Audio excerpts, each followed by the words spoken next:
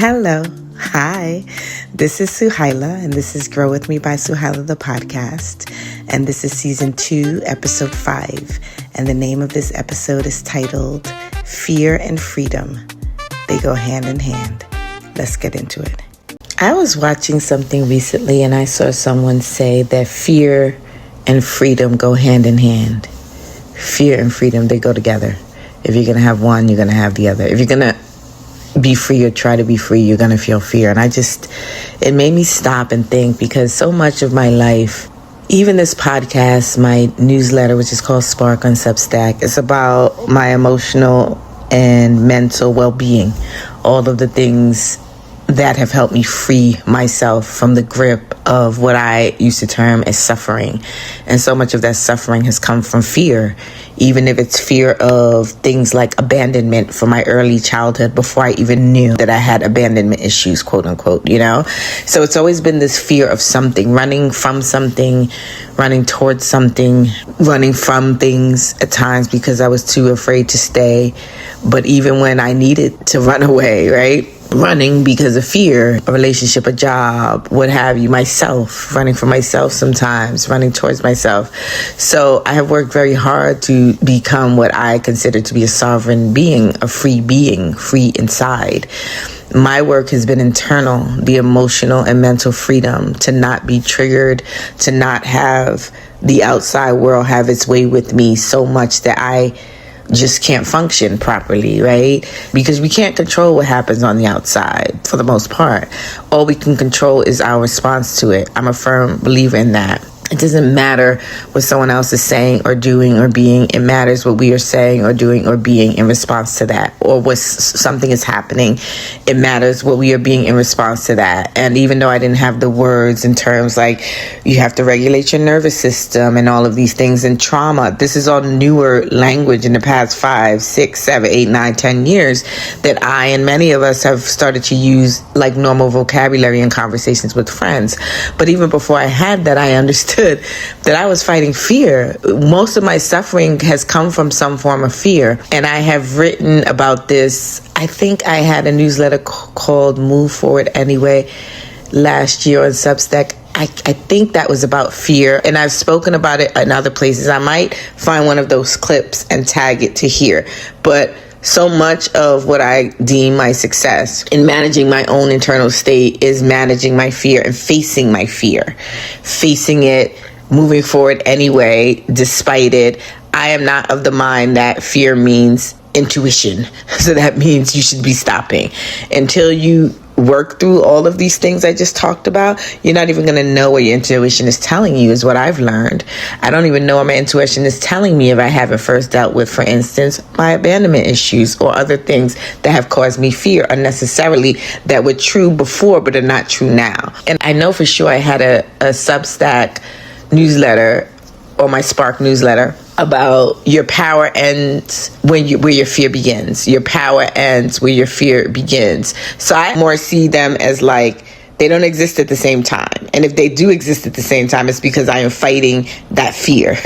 But hearing someone say fear and freedom go hand in hand, that makes so much sense to me, because my whole life I have been fighting to be free.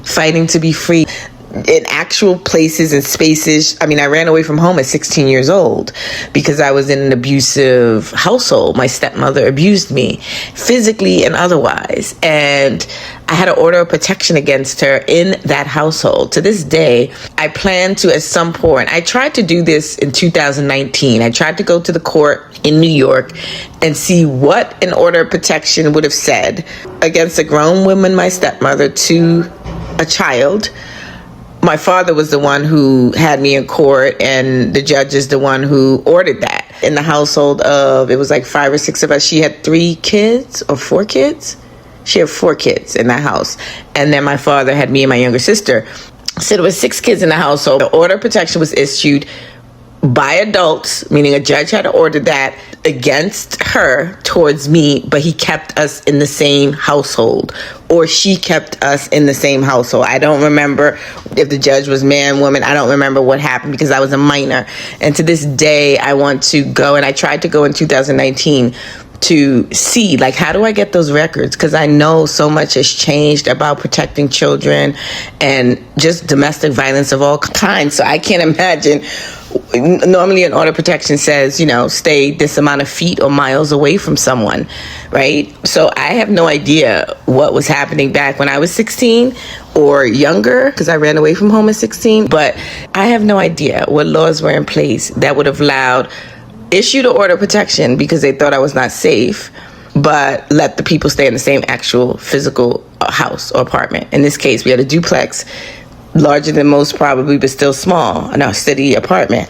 So I grew up in Spanish Harlem, but so when I ran away from home, that was me seeking freedom as well. It wasn't planned. I flew out of the door in a moment of, no, I'm not taking this anymore. I'm not waiting for someone to continue to abuse me. And I'm not waiting for my father to come home to punish me because he believes what this woman is saying, right? So I have been fighting for my freedom for a very, very long time in physical ways, but the damage from my early childhood and that continued in young adult because I didn't know any better, because I wasn't really understanding who I was and why I behaved the way I did, which a lot of that was rage internally. I don't think anyone would describe me as a rageful child. I was mostly shy. So the way it presented was different. I'm introverted, but still there was rage inside. So I have been freeing myself this whole entire time that has been my entire lifetime at this point, most of my life at this point. So I have really fought for freedom. I have really fought for freedom. I have really fought for sovereignty internally. So the idea that fighting for freedom or being free, or every time we reach for freedom, we're also going to feel fear, that made so much sense to me. And I don't know why I didn't put them together, because I felt fear most of my life, but I've also been fighting for my freedom most of my life. Internal freedom mostly. Like, I don't want to be this internal state to dictate my life experience and have it feel like suffering or pain or complaining or anger or rage or sadness or all of these lower frequency feelings, which I have the capacity to hold and feel without breaking me down. But I had to build the capacity to feel joy and all these other things at the same time. Although I'm also very positive, and if you meet me, uplifting person, I think most people would say, and I have a lot of energy. I haven't been walking around in a depressed state, but I know that I have done a lot of internal work to get to where I am, where I have what I consider to be a balance. I know how to hold it all. I have capacity. I can hold a lot. And I don't mean as a burden, and I don't even mean as strength. I mean capacity. Wide. I have expanded as a human being, where I know the lowest of the low frequency and feelings, and I know the highest of the high, and I have space for all of that. I don't live on that lower frequency anymore, but I understand it when I feel it in others and when I see it in others, and I can walk them through that if they need me to, the way others have walked me through those times. And that's what Grow With Me, this podcast, is about. But to understand that fear and freedom, they just come together, makes so much sense to me, because every time we are trying to do something new, when we are fighting for our freedom, when we are trying to get a new job, a new relationship, a new house, a new car, in the beginning, we might even feel really excited at first, but when that fear starts kicking in, the closer and closer and closer we are getting to that goal, you'll feel, or at least I feel, the fear popping up once in a while. They go hand in hand. It's like, well, how can I be doing all these amazing things moving forward, normally in new territory, because that's a new frontier of freedom. I'm moving forward. I'm taking actions. I'm moving absolutely towards my dreams. I'm living in them. But at the same time, every time I take a new step in uncharted and unknown territory, fear comes with it. It's almost like a right and left foot together. Maybe I don't know the Bible and I don't know where this came from, but the devil on one shoulder and the angel on the next, maybe that's what that is. Fear on one shoulder. And I'm assuming that comes from religion or the Bible. Forgive me if it doesn't. And you are someone who studies or follows the Bible and the religions attached to it. But yeah, maybe that's why. But that gave me so much comfort knowing that. It's like, oh, this makes sense. Then I'm not on the wrong track. I'm always going to face my fears anyway, and I'm always going to do it anyway, moving through the fear. And I'm not resisting it. I'm pushing it out of the way. And maybe that's what that quote meant. But this idea that they just go hand in hand, we should just expect it. We should just expect that whenever we are trying to do anything that makes us feel fearful, once you are out of that trauma space and you know that you are doing it from a place of alignment. Just because you're aligned doesn't mean that you're not going to feel fear. I can feel completely at peace and right action. I know that every action I am taking right now is the right move. There's no question that I am on the right path, that I know who I am, that I know what I'm doing, that I know where I'm going, that I know why I'm here. That is not even up for debate. That is never even a question. But still, as I move forward towards these things, these new opportunities, these new places, these new spaces, these new people, once in a while, I'll feel fear at the same time, and I'm in complete alignment. So alignment doesn't mean absence of fear. It just means you recognize that comes with it.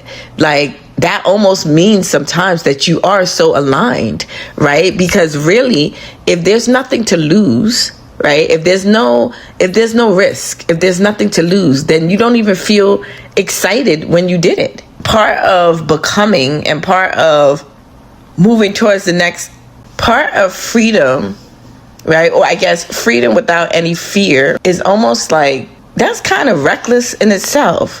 It's like there's no weight in the choice. There's no weight in the choice. When you don't, anything that drives us forward, we get meaning when we cross that marker that told us we couldn't do it or weren't going to make it, to the other side of that line where we finally did.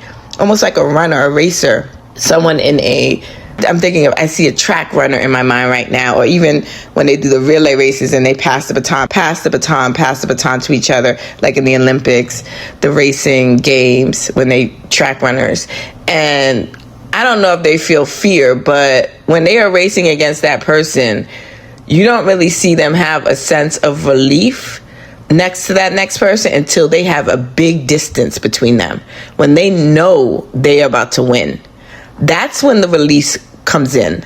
That's when the relief comes in. I'm not saying prior to that they felt fear, but there is something pushing them towards that freedom, towards that finish line, that you can see it in their face when they know they're about to cross it. And I think that's what happens sometimes. We don't even feel the lack of fear or the sense of relief until we cross the finish line. And then there's another one and another one, right? Because we keep having the next goal, the next step in the larger goal. So I think that's really what we're always searching for, just the feeling of relief. We want to get out of that fear. That has been my battle. I want this off of me, shaking it off. Like, I want this to be behind me, this feeling of fear. Like, let me get through this so I can shake it off. And once I know that I am confidently moving forward, the more steps I take, the more confident I get, the more confident I am. And then after a while, those feelings of fear that pop up over and over, they start to feel like feelings of excitement. Because I think they come from it's kind of the same feeling, right? That butterflies in your stomach, that nervousness, they almost can feel the same, fear and excitement. And I think they actually might register as the same, because emotionally, fear and excitement, they feel identical in the body. They feel identical, like we have elevated heart rates. You have a heightened awareness of everything around you. You're like hyper, you have butterflies in your stomach. So they come together. So that makes perfect sense to me now. Like I said, I have something I wrote or recorded a couple years ago, maybe 3 years ago, and I might tag it to this, but it was just about moving through it, like staring fear in the face and saying, I see you and I'm moving forward anyway, because I am sick of you over here. Right? So I guess in a way, I haven't had resistance to it, but I have just known it comes with the territory, and I have had to build my capacity to move through it so it doesn't cripple me, because you can go, especially me, when I'm dealing with a lot. I didn't realize this until recently. I always call myself a fight or flight person. My response in a heated moment that feels like survival for my insides is I'm going to fight or I'm going to flight. I'm going to run or I'm going to fight.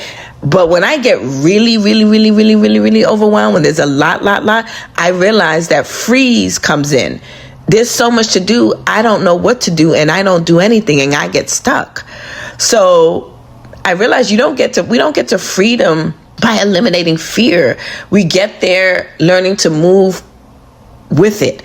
And this is something I recorded a few years ago, but it's funny how these lessons keep coming around and around. And I guess the new lesson and the point of this is knowing that whenever you are reaching for something new, don't let fear stop you, because fear and freedom go hand in hand. If you are trying to be free, even if it's the hope for a new job or promotion, you might want it really bad. You went after it. You applied for it. You filled out the application, or you went through the internal process. If you are in-house somewhere and you are going after a job that's a couple levels above where you currently are, or the next level, you threw your hat in the ring, but at the same time you feel nervous and you feel a little fear around it at the same time that you know you want it. So it goes hand in hand. When you're about to buy a new house and you finally are able, I don't know if you got a loan or had to take out money to get it or save money, and you finally get there, you're excited. You worked hard for that, but at the same time you're about to do this new big thing, and there's fear that comes with that. You know, if you're about to have a baby, I know so many women who wanted to get pregnant, and that was the biggest hurdle for them, getting pregnant. And then now they're pregnant. There's fear that comes with that pregnancy, even though they wanted it very badly and they deserved it, and they now have it. And then when they have the baby, I am sure when you become a mother, that's another level of fear. So they go hand in hand. And even though I know in my experience, I'm always battling fear, it makes so much more sense to me now, because I've also been really, really, really reaching for my freedom to stand here now and say that I am free and I am sovereign. And now I can truly say that, because I know that doesn't mean an absence of fear. That means that I just moved with it, and I've been moving with it. So when I'm now in this space that I'm in, if you listen to my last podcast episode, I talked about what it means to seek your own counsel, because I am going through a lot of major transitions right now, and I had found myself being really like just not knowing what to do. But now it's just comforting. It's comforting to me that I've been on the right track this whole time. I had no choice. Because fear is always going to show itself. But I didn't realize that it shows itself because of my commitment to freedom, starting with my emotional and mental freedom inside, so I do not suffer in this life so much, so I do not stop. And I'm so glad that I have the capacity inside, that I'm built in a certain way that I'm going to move through that anyway. I can't remember a time when I let fear stop me from doing something. I don't even know when that would have been, but I'm glad that I'm built like that. I'm glad that I've had to face so much fear, because that means that I have been really, really reaching for freedom this entire time. Thank you for listening. If you are interested in journeying with me a little bit further or a little bit longer, there are a few ways that you can do that. One of the ways is my leadership course. It is called Feminine Leadership, Leading from the Inside Out. It is a mini course. It is self-guided. It is soft. It is gentle. It is easy. You can do it anywhere. It's a PDF. You can download it. It is not the traditional leadership language mumbo jumbo.